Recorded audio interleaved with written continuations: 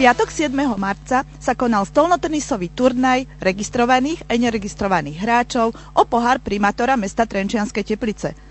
Uskutočnil sa v mestskej telocvični na Štefanikovej ulici a my sme sa tam boli pozrieť s našou kamerou. Milí mladí priatelia, vedúci družstiev, pán primátor, dovoľte, aby som vás srdečne privítal na 3. ročníku turnaja o pohár primátora Trenčianskych Teplíc. Ako možno viete, stolný tenis patrí k profilujúcim športom na našej škole a naozaj som veľmi rád, že vás môžem v takomto peknom prostredí privítať na takomto podujatí. Teraz odovzdám slovo pánu primátorovi. Ďakujem pekne.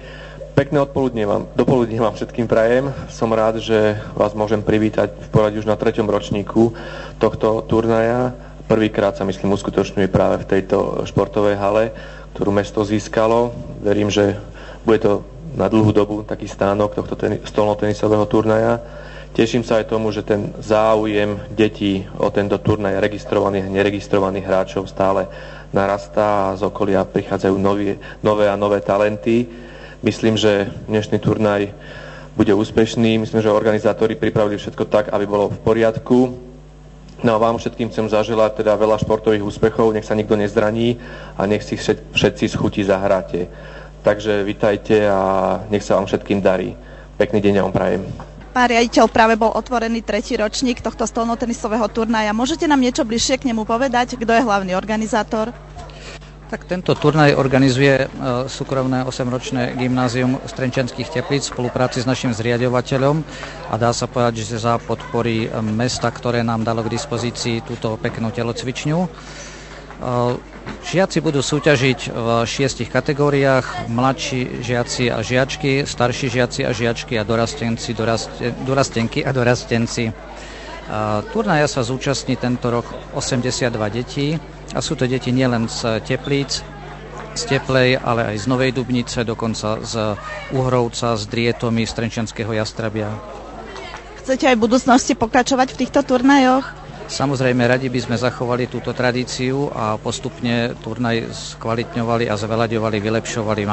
Je to pre nás ako príležitosť učiť sa, ako organizovať takéto akcie stále lepšie.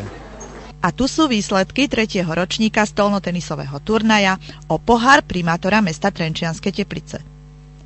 V kategórii mladších žiačok zvíťazila Kristína Majorošová zo základnej školy v Trenčianskej Teplej, v kategórii starších žiačok zvíťazila opäť žiačka základnej školy v Trenčianskej Teplej Zuzana Straková a medzi dorastenkami zostáva víťazstvo doma zásluhou Veroniky Chybovej, žiačky súkromného športového gymnázia v Trenčianskych Tepliciach. Medzi chlapcami v kategórii mladších žiakov zvíťazil domáci Filip Čechvala zo súkromného športového gymnázia v Trenčianskych Tepliciach.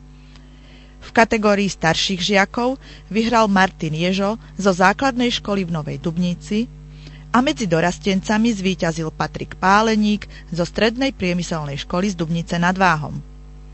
Mená víťazov všetkých 6 kategórií budú vyrité na pohár primátora mesta Trenčianske Teplice.